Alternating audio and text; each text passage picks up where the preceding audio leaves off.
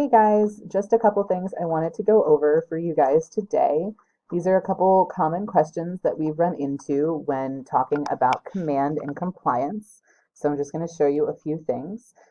Today I wanted to show you how to change your checklist for your opportunity in case you accidentally click residential when you need it to be a commercial or a New Jersey checklist.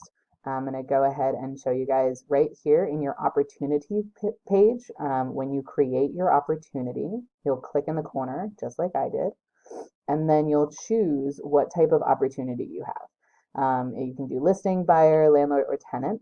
When you choose those, it automatically makes it a residential checklist. So you'll have all the things that are required for those. Now, if you need to change it, you can go to your all opportunities section right up here. You'll click that, and then you'll go into the one that you need to change. I'm going to go ahead and change my trusty Harry Potter listing.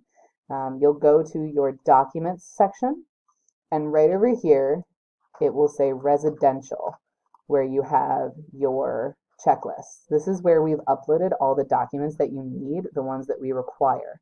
So if you need to see what's required for your New Jersey listing, you can change it by clicking down on this right here. It says residential. There's a little arrow. You'll click, and then you'll go to New Jersey residential. It will ask you if you're okay with resetting your compliance progress.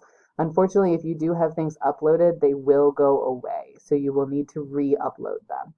So you'll click confirm, and then you'll have a brand new slate, and you'll be able to go to under contract, and you'll have all of the documents that are required for a New Jersey residential buyer sale.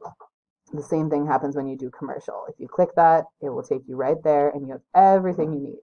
So that's an easy way to make sure that you are submitting all the things that are required that you need for your specific transaction. See you guys.